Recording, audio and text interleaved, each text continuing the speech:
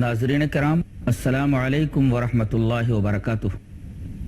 आज इस नशस्त में हम आपके सामने कुरान हकीम के बाद सबसे मोतबर किताब बुखारी शरीफ की आखिरी हदीस की शरह करना चाहते हैं। इसका उन्वान है बुखारी शरीफ की आखिरी हदीस की शरह। सबसे पहले हम उस हदीस की क़िरात और उसका तर्जमा आपके सामने पेश करेंगे। हदीस इस तरह, वान अबी हुरैरह रज़ियल्लाहु ताला अन्हु क़ाल क़ाल नबी सल्लल्लाहु अलैहि वसल्लम कलिमतानी हबीबतानी इलर रहमान खफीफतानी अलल लिसान सक़ीलतानी फिल मीज़ान सुब्हानल्लाहि व बिहम्दिही सुब्हानल्लाहिल अज़ीम। रवाहुल बुखारी फ़ी किताब तौहीद। हज़रत इमाम बुखारी रहमतुल्लाह अलैह ने इस हदीस को बुखारी शरीफ के बिल्कुल आखिर में जिक्र फरमाया है और किताब है किताब तौहीद। तर्जमा यह है, हज़रत अबू हुरैरा रज़ियल्लाहु ताला अन्हु फरमाते हैं कि नबी करीम सल्लल्लाहु अलैहि वसल्लम ने इरशाद फरमाया, दो कलिमे ऐसे हैं जो अल्लाह को बेहद महबूब हैं और वो दोनों कलिमे ज़बान के ऊपर बड़े हल्के हैं और वो दोनों कलिमे मैदान हश्र में अल्लाह के हुजूर जो मीज़ान कायम की जाएगी उस मीज़ान में सबसे ज्यादा भारी हैं। वो दो कलिमे कौन से हैं? पहला कलिमा है सुब्हानल्लाहि व बिहम्दिही और दूसरा कलिमा है सुब्हानल्लाहिल अज़ीम। तो ये दो कलिमे सुब्हानल्लाहि व बिहम्दिही सुब्हानल्लाहिल अज़ीम, ये अल्लाह तबारक व ताला को बेहद महबूब, अदायगी के एतबार से जबान पर बेहद खफीफ, बेहद हल्के, मीज़ान अमल में सबसे ज्यादा भारी हैं। नाज़रीन किराम, इस हदीस की क़िरात और इस हदीस का तर्जमा आपने समाअत फरमाया। अब हम ये जान लें कि हदीस किसको कहते हैं। ये बात ज़हन नशीन रहे कि नबी करीम सल्लल्लाहु अलैहि वसल्लम की बात को हदीस कहते हैं। हदीस की तीन किस्में हैं। अगर नबी करीम सल्लल्लाहु अलैहि वसल्लम ने अपनी ज़बान मुबारक से कुछ कहा तो उस हदीस को हदीस कौली कहते हैं। और अगर आपने अपने आज़ा व जवारिह से कोई काम किया तो उसको हदीस फ़ेली कहते हैं। और अगर आपके सामने कोई काम हुआ, किसी शख्स ने कोई काम किया और उस काम को देखकर नबी करीम सल्लल्लाहु अलैहि वसल्लम ने सुकूत फरमाया यानी खामोशी इख्तियार फरमाई, तो वो भी हदीस है। इसको हदीस तकरीरी कहते हैं। गोया हदीस की तीन किस्में हो गईं, हदीस कौली, हदीस फेली और हदीस तकरीरी। ये जानने के बाद हम आगे बढ़ते हैं और ये बताते हैं कि दुनिया में जितने भी मज़ाहिब हैं, अगर किसी मजहब का मानने वाला ये कहे कि मेरे मुक्तदा, मेरे रहनुमा, मेरे रहबर, मेरे नबी और मेरे प्रोफेट की ये बात है, और कोई उससे ये सवाल करे कि तुम्हारे पास इसकी क्या दलील है कि ये तुम्हारे मुक्तदा, रहनुमा, रहबर, नबी और प्रोफेट की बात है, तो वो बगलें झांकने लगेगा और खामोश हो जाएगा।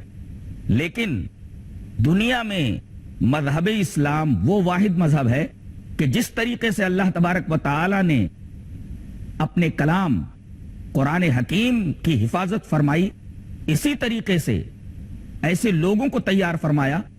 सहाबे किराम का वो मुकद्दस गरोह जिसको अल्लाह ताला ने नबी करीम सल्लल्लाहु अलैहि वसल्लम के इर्द गिर्द जमा फरमाया, उन्होंने नबी करीम सल्लल्लाहु अलैहि वसल्लम की जिंदगी की तमाम हरकतों को मिनवान महफूज कर लिया और अपने बाद वालों तक पूरी अमानतदारी और पूरी दयानतदारी के साथ पहुंचा दिया।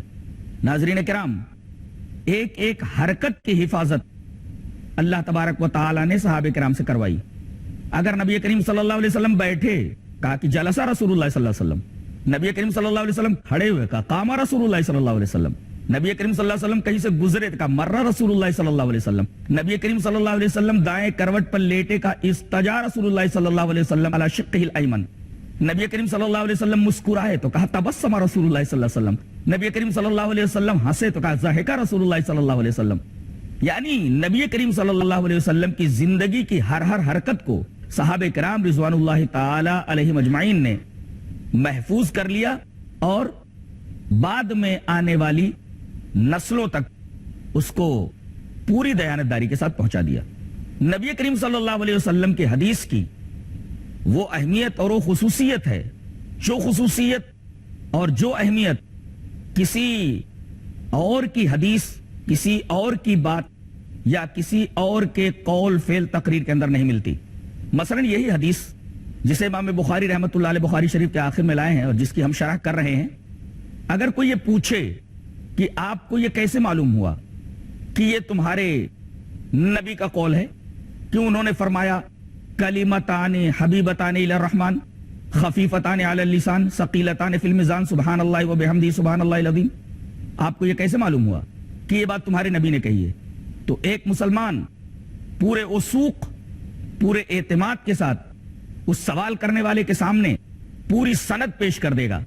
مثلا مجھے سے کوئی یہ کہے کہ آپ نے جو یہ حدیث بیان کی ہے، آپ کے پاس کیا ثبوت ہے کہ یہ آپ کے نبی کی بات ہے، تو میں اس کو اس طریقے سے جواب دوں گا کہ یہ حدیث بخاری شریف کی ہے اور میں نے بخاری شریف پڑھی ہے اپنے استاذ مولانا سعید احمد پالنپوری سے، انہوں نے بخاری شریف پڑھی ہے فخر الدین مراد آبادی سے، انہوں نے حدیث پڑھی ہے بخاری مولانا محمود الحسن دیوبندی سے، انہوں نے بخاری پڑھی ہے مولانا محمد قاسم نانوتوی اور مولانا رشید احمد گنگوئی سے، اور ان دونوں نے بخاری شریف پڑھی ہے شیخ عبد الغنی مجددی سے، اور شیخ عبد الغنی مجددی نے بخاری شریف پڑھی ہے شاہ اسحاق دہلوی سے، شاہ اسحاق دہلوی نے بخاری شریف پڑھی ہے شاہ عبدالعزیز محدث دہلوی سے، انہوں نے بخاری شریف پڑھی ہے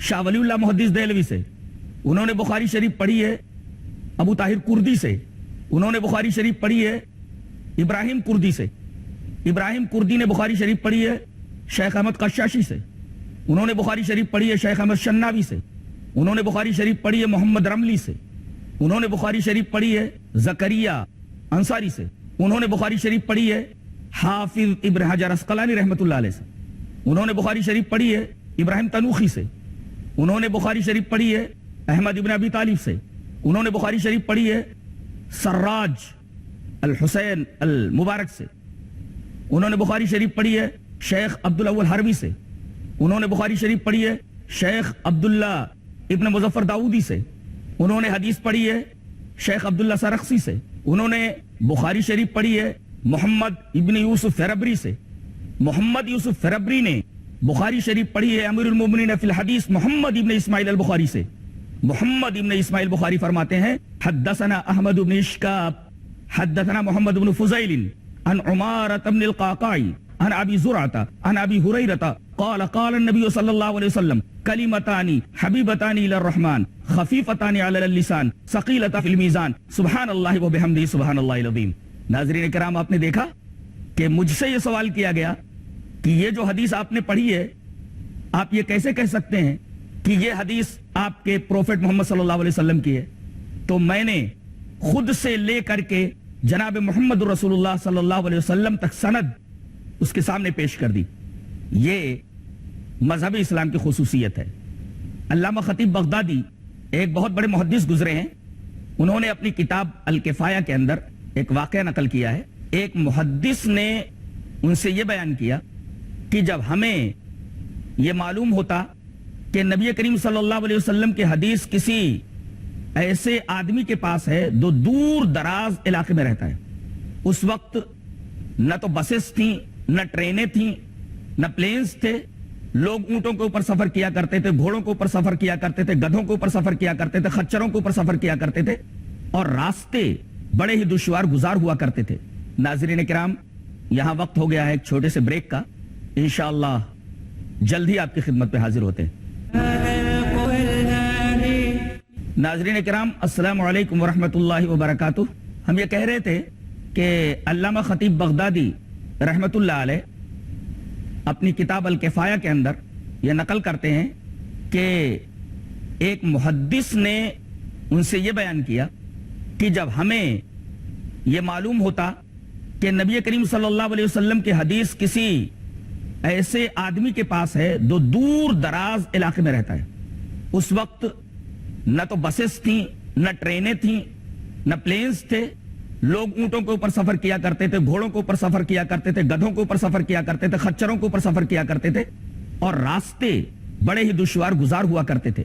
لیکن اس کے باوجود اگر انہیں پتا چلتا کہ کسی دور دراز علاقے کے اندر کوئی ایسا شخص ہے جس کے پاس نبی کریم صلی اللہ علیہ وسلم کی کوئی حدیث ہے، تو وہ اس علاقے میں پہنچتے اور اس آدمی کے دوستوں سے، اس آدمی کے رشتہ داروں سے، اس آدمی کے ملنے جلنے والوں سے پوچھتے کہ وہ آدمی کیسا ہے، اس آدمی کے اخلاق کیسے ہیں، وہ آدمی نمازیں پڑھتا ہے کہ نہیں پڑھتا، وہ آدمی روزے رکھتا ہے کہ نہیں رکھتا، کبھی جھوٹ بولتا ہے یا نہیں. تو لوگ بڑی حیرت سے یہ پوچھتے کہ اس آدمی کے بارے میں آپ اتنی تحقیق کیوں کر رہے ہیں؟ کیا اس کے ہاں آپ کو اپنی لڑکی کی شادی کرنی ہے؟ تو وہ یہ کہتا کہ ہمیں اپنی لڑکی کی شادی اس کے ہاں نہیں کرنی ہے. ہمیں یہ معلوم ہوا کہ اس کے پاس ہمارے نبی جناب محمد رسول اللہ صلی اللہ علیہ وسلم کی ایک حدیث موجود ہے. ہم دور دراز کا سفر کر کے صرف اسی مقصد سے آئے ہیں کہ اس آدمی کے پاس سے نبی کریم صلی اللہ علیہ وسلم کی وہ حدیث حاصل کریں. اور ہم تحقیق اس وجہ سے کر رہے ہیں اس لیے کہ حدیث کا لینا یہ بہت ذمہ داری کا کام ہے. نبی کریم صلی اللہ علیہ وسلم کی طرف کسی بات کی نسبت کرنے سے پہلے اس بات کی پوری تحقیق کر لینی ضروری ہے کہ آیا نبی کریم صلی اللہ علیہ وسلم کی طرف اس حدیث کا انتساب صحیح ہے یا نہیں صحیح. اس وجہ سے ہم اتنی تحقیق کر رہے ہیں. اور اللہ تبارک و تعالی نے ایسے لوگوں کو پیدا فرمایا جنہوں نے سند کے رجال کی پوری چھان بین کی، پوری تحقیق کی. اور آج جتنے بھی راویان حدیث ہیں، ایک ایک راوی کے پورے حالات و قوائف کتابوں میں درج ہیں کہ ان کا حافظہ کیسا تھا، ذہانت کیسی تھی، اخلاق و عادات کیسے تھے، آداب و اطوار کیسے تھے. تو یہ حدیث کی سند کی خصوصیت ہے. حافظ شمس الدین ذہبی رحمت اللہ علیہ کے بارے میں تو مشہور ہے کہ اگر تمام راویان حدیث کو ایک میدان میں کھڑا کر دیا جائے اور ان کو ایک ٹیلے پر کھڑا کر کے پوچھا جائے کہ فلاں راوی کیسا ہے، تو وہ انگلی اٹھا کر بتا دیں گے کہ یہ راوی ایسا ہے اور حدیث میں اس کا یہ مقام ہے. تو حدیث کی یہ عظمت جاننے کے بعد اب ہم آپ کے سامنے اس حدیث کا مفہوم پیش کرنا چاہتے ہیں. نبی کریم صلی اللہ علیہ وسلم نے ارشاد فرمایا کہ یہ دو کلمے ہیں اور ان دو کلموں کی تین اہمیتیں ہیں. ایک اہمیت تو یہ ہے کہ یہ اللہ کو بہت محبوب ہیں.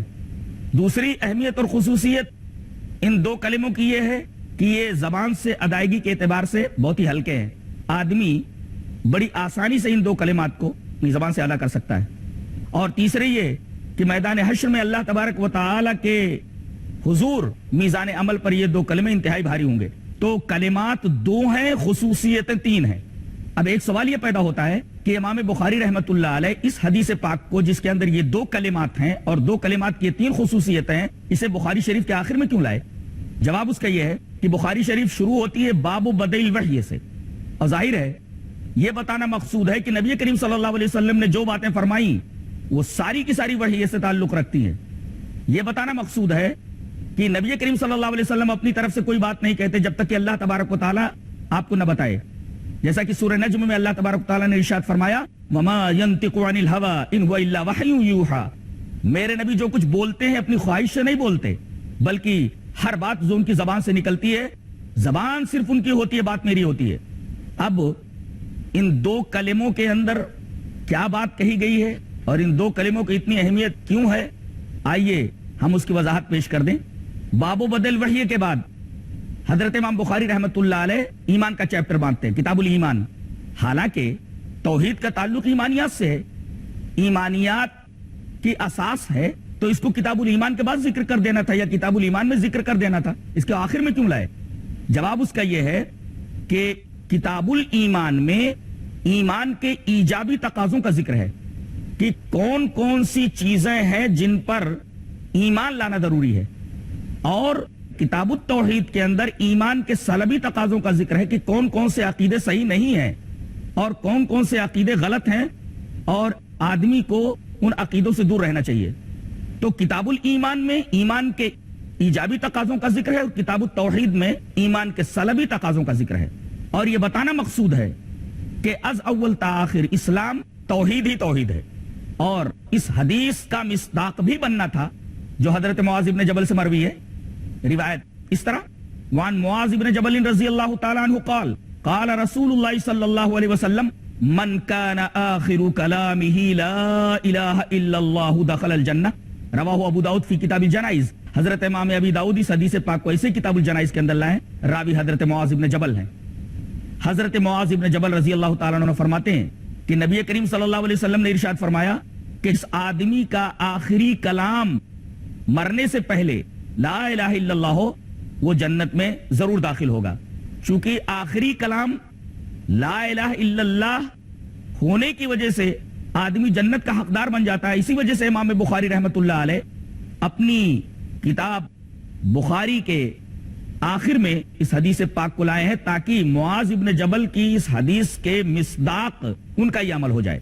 اس کے بعد یہ جاننا ضروری ہے کہ سبحان اللہ و بحمدہ میں اور سبحان اللہ العظیم میں آخر کون سی ایسی بات ہے جس کی وجہ سے نبی کریم صلی اللہ علیہ وسلم نے ان دو کلمات کی اتنی فضیلت بیان فرمائی ہے۔ ناظرین کرام، اگر ان دو ٹکڑوں میں، ان دو جملوں میں ہم غور کریں تو ہمیں یہ نظر آتا ہے کہ پہلے جملے میں اللہ تبارک و تعالیٰ کی تسبیح اور تحمید کا ذکر ہے، سبحان اللہ و بحمدہ، تو سبحانہ سے اللہ تبارک و تعالیٰ کی تسبیح مستفاد ہوئی اور بحمدہ سے اللہ تبارک و تعالیٰ کی حمد مستفاد ہوئی، اور دوسرے ٹکڑے میں سبحان اللہ العظیم اللہ تبارک و تعالیٰ کی تسبیح اور اس کی عظمت مستفاد ہوئی، عظمت کا پتہ چلا۔ تسبیح اور تحمید میں کیا فرق ہے یہ جاننے سے پہلے میں آپ کو یہ بتا دوں کہ اگر کسی مقام پر صرف تسبیح کا ذکر ہو تو اس میں تحمید بھی داخل ہو جاتی ہے، اور اگر کہیں تحمید کا ذکر ہو وہاں تسبیح کا ذکر نہ ہو تو تحمید کے اندر تسبیح داخل ہو جاتی ہے، اور اگر دونوں کا ایک جگہ اجتماع ہو جائے تو سبحانہ کا مطلب الگ ہوتا ہے اور حمد کا مطلب الگ ہوتا ہے، تسبیح کا مطلب الگ ہوتا ہے اور تحمید کا مطلب الگ ہوتا ہے۔ ایک آیت جو سورہ بنی اسرائیل کے اندر ہے بہت ہی دلچسپ ہے، ناظرین کرام اس آیت کریمہ کو ذہن میں رکھیں۔ اللہ تبارک و تعالیٰ نے ارشاد فرمایا وَإِن مِّن شَيْءٍ إِلَّا يُسَبِّحُ بِحَمْدِهِ وَلَٰكِن لَّا تَفْقَهُونَ تَسْبِيحَهُمْ، کائنات کی ہر شے اللہ تبارک و تعالیٰ کی تسبیح اور تحمید کر رہی ہے۔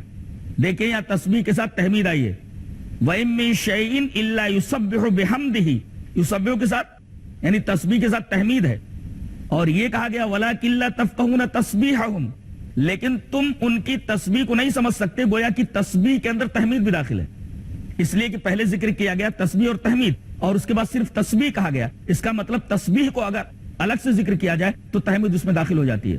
ایک جگہ اللہ تبارک و تعالیٰ نے ارشاد فرمایا وَمِنَ اللَّيْلِ فَسَبِّحْهُ وَإِدْبَارَ النُّجُومِ، یہ آیت کریمہ سورہ طور کی ہے جس میں اللہ تبارک و تعالیٰ نے یہ ارشاد فرمایا کہ رات کے ایک حصے کے اندر آپ اس کی تسبیح بیان کیجئے اور ستاروں کے ڈوبنے کے وقت۔ یہاں دیکھیں صرف تسبیح کا ذکر ہے لیکن اس کے اندر تحمید داخل ہو گئی ہے۔ تسبیح کس کو کہتے ہیں؟ اللہ تبارک و تعالیٰ کی ذات سے تمام عیوب کی نفی کرنا، یعنی اللہ تبارک و تعالیٰ تمام عیوب سے پاک ہے، یہ تسبیح ہے۔ اور حمد کا مطلب کیا ہوتا ہے؟ تمام خوبیاں اللہ میں پائی جاتی ہیں۔ ناظرین کرام، تسبیح کے بعد تحمید کا ذکر در حقیقت اللہ تبارک و تعالیٰ کی تعریف کو مکمل کرنا ہے، اس لیے کہ ہم کسی آدمی کے بارے میں یہ کہہ دیں کہ یہ آدمی برا نہیں ہے، اس سے تمام عیوب کی نفی کر دیں کہ یہ آدمی برا نہیں ہے، تو اس کی تعریف تو ہوئی، مگر کیا یہ تعریف مکمل ہے؟ آپ کہیں گے کہ یہ تعریف مکمل ہے جب تک آپ یہ نہ کہیں کہ وہ آدمی برا نہیں بلکہ بہت اچھا ہے، اس آدمی کے اندر کوئی عیب نہیں، یہ آدھی تعریف ہوئی۔ اور جب آپ یہ کہہ دیں کہ اس آدمی کے اندر ساری خوبیاں موجود ہیں تب تعریف مکمل ہوئی۔ تو تسبیح کے اندر در حقیقت یہ بتانا مقصود ہے کہ اللہ کے اندر کوئی عیب نہیں ہے، اللہ تبارک و تعالیٰ تمام عیوب اور نقائص سے منزہ ہے، یہ آپ نے کہا۔ اور جب آپ نے کہا کہ وہ حمد کے لائق ہے تو آپ نے اس کی ذات کے اندر تمام خوبیوں کا اس بات کیا. تو گویا جب آپ کہتے ہیں سبحان اللہ و بحمدہ سبحان اللہ العظیم، گویا آپ اللہ تبارک و تعالی کو تمام عیوب سے منزہ کرتے ہیں، تمام تعریفوں کا اس بات اس کے حق میں کرتے ہیں، اس کی ذات کے اندر کرتے ہیں. اور وہ سبحان اللہ العظیم کا مطلب یہ ہوا کہ اللہ تبارک و تعالی پاک ہونے کے ساتھ ساتھ نہایت عظیم ہے. سبحان اللہ و بحمدہ در حقیقت اس میں اللہ تبارک و تعالی کی صفت جمال کا ذکر ہے. سبحان اللہ العظیم کے اندر صفت جلال کا ذکر ہے. صفت جمال سے اللہ تبارک و تعالی سے محبت پیدا ہوتی ہے، اور صفت جلال کو جان کر کے اللہ تبارک و تعالی کے تعلق سے خشیت پیدا ہوتی ہے. اور ایمان خوف اور رجا کے درمیان ہے. گویا کہ ایمانیت کی حقیقت کو بیان کر دیا گیا، ایمان کی حقیقت کو واضح کر دیا گیا کہ ایمان بین الخوف والرجا ہے. ناظرین اکرام، یہ بخاری شریف کی آخری حدیث کی شرح تھی جو آپ کے سامنے پیش کی گئی. انشاءاللہ اگلے ایپیسوڈ کے اندر کسی اور عنوان کے ساتھ آپ کے سامنے حاضر ہوتے ہیں. تب تک کے لیے اجازت دیں. السلام علیکم ورحمۃ اللہ وبرکاتہ. هذا القرآن